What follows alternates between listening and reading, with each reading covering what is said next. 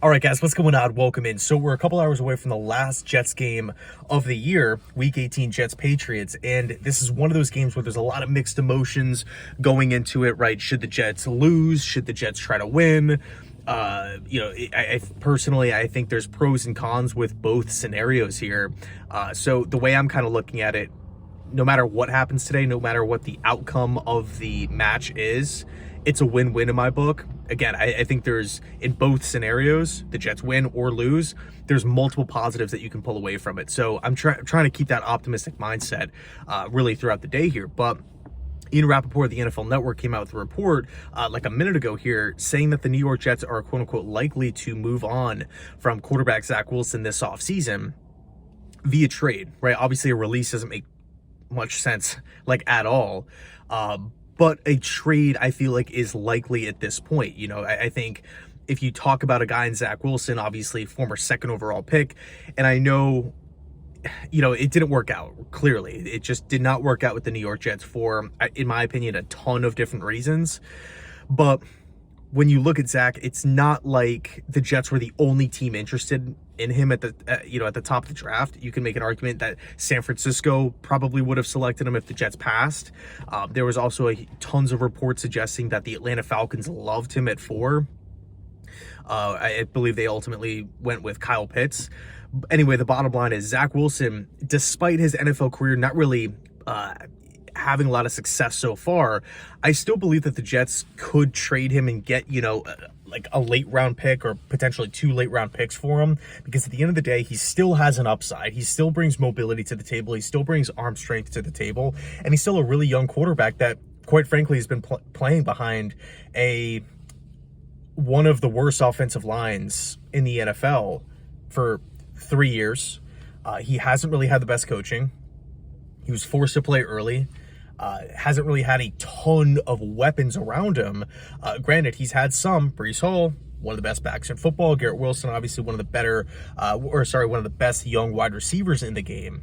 But I think, from top to bottom, when you look at Zach Wilson, if you are a competent offensive staff, or you feel really, really good about the offensive coordinator, or, the development system, the infrastructure in place, I could see a team out there taking a flyer on Zach, right? Wanting to move like, a 5th round pick this year, maybe a future 6th or something like that. I would do that. I think at this point with the Jets, it's, Rodgers is coming back. He's going to be the starter next year. But we're all pounding on the table. Can we please sign a veteran backup quarterback? Like, come on. The entire season, I'm not even going to go into the whole dilemma, which was the Rodgers injury after week 1. We've talked about it ad nauseum, and this is the last week of the NFL year. I'm trying to stay positive here. But the bottom line is Joe Douglas really missed out. And it's not so much like one guy having success, it's numerous guys having success and numerous teams having success with their backup quarterbacks. It just, I just felt like Douglas did not have this team prepared. And this was not only just regarding quarterback, but also offensive line and wide receiver and whatnot. Not to mention a lot of the free agents that they were banking on simply did not work out, or they didn't really live up to what they were being paid. The Alan Lazards of the world, the Laken Tomlinsons of the world, the CJ Uzamas, the Dalvin Cooks, the McCall Hardmans. There's a lot of areas of concern here for sure. But if the Jets end up trading Zach Wilson this offseason, I'm wishing Zach nothing but the best, right?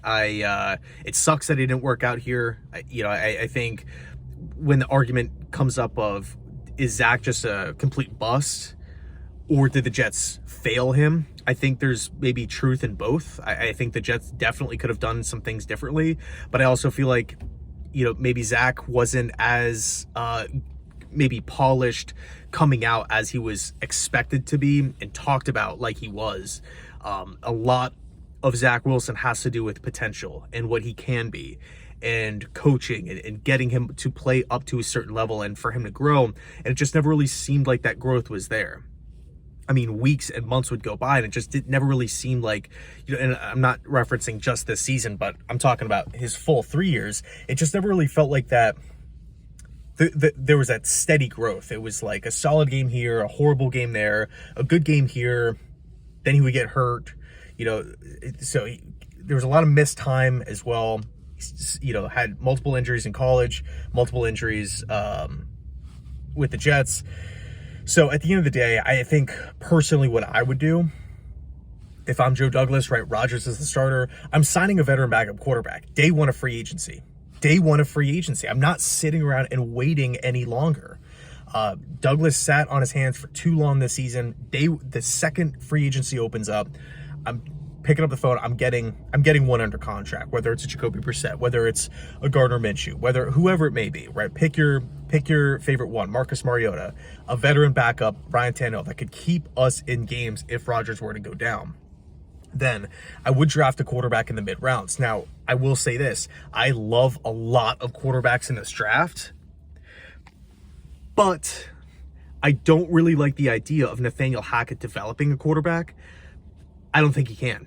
That's just my honest opinion. I don't really feel great, about Todd Downing and Keith Carter, Nathaniel Hackett, these guys like taking a young quarterback out of college and saying, okay, we're going to mold you into a 10-year starter. I just don't have that confidence as of right now. I just haven't seen anything to back that up. I mean, how many quarterbacks did the Jets go through this season? Everybody knows the struggles last year in Denver with Russell Wilson and Brett Rippon. Like, obviously, Hackett couldn't get anything really out of those two guys either.